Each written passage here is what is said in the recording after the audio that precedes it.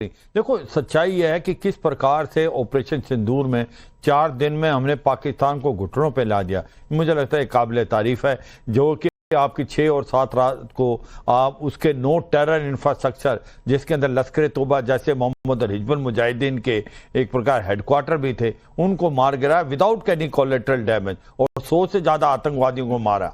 और इसके बाद जब पाकिस्तान ने पलटवार करने की कोशिश की सिविलियन और मिलिट्री टारगेट पे, तो रात 9-10 मई को जो 11 फ्रंट लाइन एयरफील्ड है, जिसके अंदर आपका स्कार्दू भी है, उसके अंदर आपका बेसिकली जोकबाबाद भी है, नूर खान भी है, सरगोदा भी है, रहीम यार खान, बुलारी, उनको आपने इतना नुकसान दिया कि अगले 4-5 दिनों के लिए नॉन ऑपरेशनल हो गए। तो ये सच्चाई है, पाकिस्तान की हालात इतनी खराब हो गई, और जो हथियार पाकिस्तान को मिले थे चीन से, वो सारे फेल हो गए। PL-15 देखो, beyond visual range air to air missile है, वो काम ही नहीं किया। उसके जो air defence system HQ-9 HQ-15 थे, वो नाकाम रहे। और यही नहीं, उनके JF-17 और JF-10C जो हैं, उनका परफॉर्मेंस भी बड़ा कमजोर था, और इसके कारण उनका 20% अप्रूवल रेटिंग भी वर्ल्ड के अंदर कम हो गई। ये सच्चाई है कि जो 4 दिन के अंदर हमने करके दिखाया वो काबिल तारीफ, इसमें कोई शक नहीं।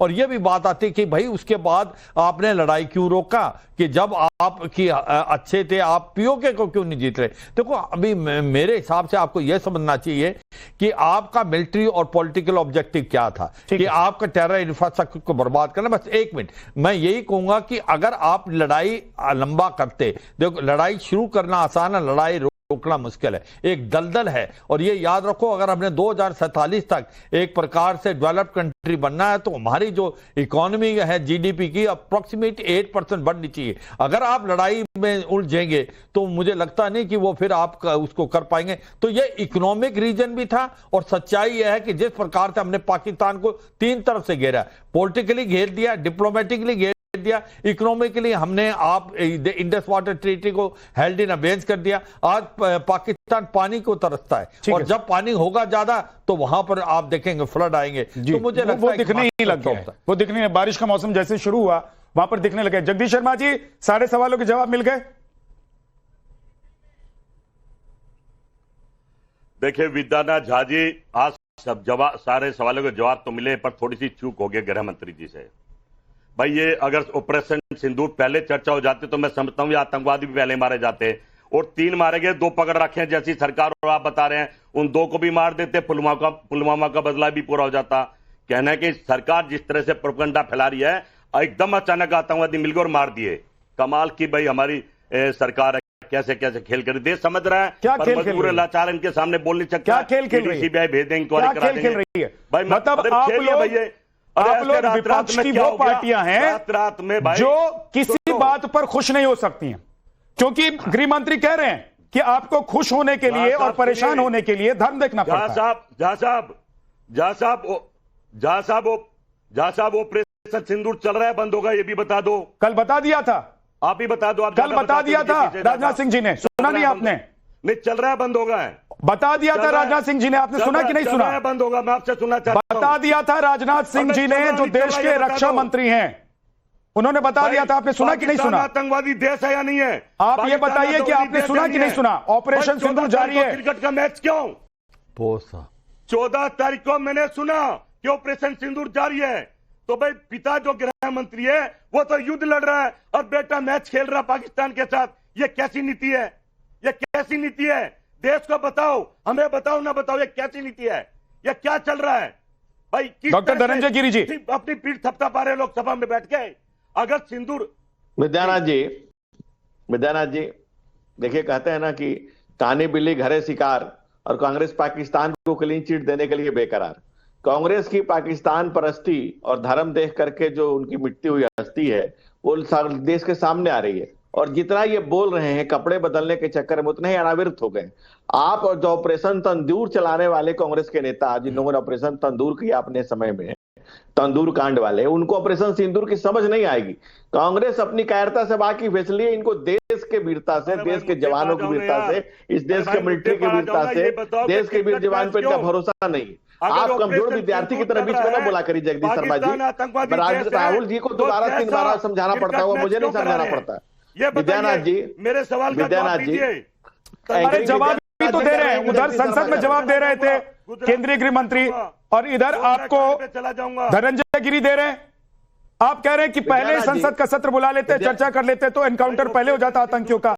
विद्यानाथ जी, क्यों बस इतना बता विद्यानाथ दो। जी, आतंकी मारे जा रहे तो भी सवाल आप लोग उठा रहे, आतंकी विद्यानाथ जी, नहीं मारे जा रहे थे तो भी सवाल उठा रहे थे आप लोग। अरे विद्यानाथ कहीं तो जी, देश एक के मिनट। बारे में बात किया कीजिए, पूरे देश को कहीं विद्यानाथ तो जी, एक देश की मिनट। सोचेंगे ना कि हमेशा राजनीति करेंगे। आप राजनीतिक दल हैं, राजनीति कीजिए, लेकिन जहां देश की बात आती है वहां तो कम से कम देश के साथ खड़े नजर आइए। जगदीश शर्मा जी विद्यानाथ जी, रुक जाइए, एक मिनट, रुक जाइए, एक मिनट। धनंजय गिरी बोल लेते हैं, उसके बाद आपको उनका जवाब देना है, आप दीजिएगा। जगदीश शर्मा जी, आदरणीय जगदीश शर्मा जी, आप बोल रहे थे, मैंने आपको कितना ध्यान से सुना। मैंने आपको टोका टाकी की बीच में। मैं कमजोर विद्यार्थी नहीं हूं आपके नेता की तरह कि बीच बीच में बोलना पड़ेगा। मैंने एक बार में सारी बातें आपकी सुन ली और एक बार में सारी बातों का संग्रहित जवाब दे देता हूं। अगर आप थोड़ा पढ़े लिखे होते तो आपको समझ कि अपने कमजोर नेता की तरह बीच बीच में न कूदिए, अपने समय का इंतजार करिए। कुछ निरर्थक ज्ञानी अब बिना मतलब की बातें करते हैं, आप पूरी बात सुनने को तैयार नहीं। आपके समय अगर उनको आंकड़ा ही समझना है, कमजोर विद्यार्थी की तरह नहीं सुनूंगा। मैंने छोटी सी बात पूछी कि क्रिकेट मैच क्यों ये बता दो, अगर सिंदूर चल रहा है तो। भाई आज सदन में चर्चा किस विषय पर हो रही है? आप सदन की चर्चा, इसका मतलब गृह मंत्री और रक्षा मंत्री ने जो बातें कही, आज जगदीश शर्मा और कांग्रेस को समझ में आ गया कि चिदम्बरम झूठा है, चिदम्बरम राष्ट्रद्रोही है, चिदम्बरम को पाकिस्तान से प्रेम है। जिस तरह से मणिशंकर अय्यर ने जाकर के पाकिस्तान में मांगा था राजनाथ सिंह चिदम्बरम हो या मणिशंकर अय्यर हो, सारे के सारे कांग्रेसी पाकिस्तान परस्त है। ये मुल्क के ऊपर मुसलमान को रखने का, पहली दफे लोकसभा का अपमान हो रहा है, इसका महापाप करने का लोकसभा का अपमान हो रहा है। यानी कि जगदीश शर्मा ने मान लिया।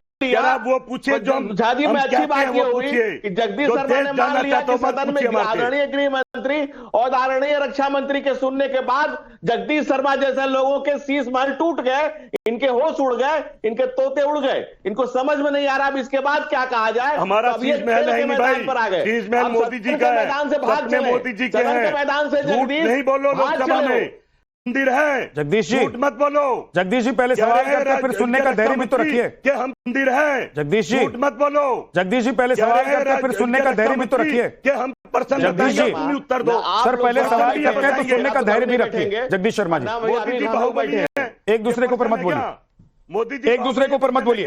विनीत सिंह 56 इंच का सीना लेके बैठे प्रश्न। प्रोफेसर डॉक्टर विनीत सिंह हमारे साथ हैं। मैं ये जानना चाह रहा हूं कि धर्म देखकर खुश और नाराज होना और साथ ही साथ सवाल पूछना कि अगर ऑपरेशन सिंदूर हुआ है तो उसके सबूत कहां हैं, कहां कहां क्या डैमेज किया है और पाकिस्तान ने क्या हमारे ऊपर हमला किया या नहीं किया, उसमें कितना नुकसान हुआ। इसके लिए आपको मीडिया चैनल्स के पास चले जाना चाहिए था या सरकार के पास चले जाना चाहिए था। पाकिस्तान को क्लीन चिट नहीं देना चाहिए। तो क्या विपक्ष ने क्लीन चिट दिया पाकिस्तान को? कभी विपक्ष ने कहा कि पाकिस्तान ने आतंकवादी नहीं भेजे हैं? पाकिस्तान आतंक स्पॉन्सर्ड देश नहीं है। विद्यानाथ जी नमस्कार, गुड आफ्टरनून सभी को। और आपने बिल्कुल सही कहा है कि आदरणीय अमित शाह जी ने बिल्कुल साफ गोई से यह बात रखी है और विपक्ष ने एक बार नहीं कई बार क्लीन चिट दिया है। मैं अब तक तो समझता था कि ये विपक्ष ना समझ है, रोंदू बच्चा है, पर मुझे तो लगता है कि इनकी नीयत ही नापाक है।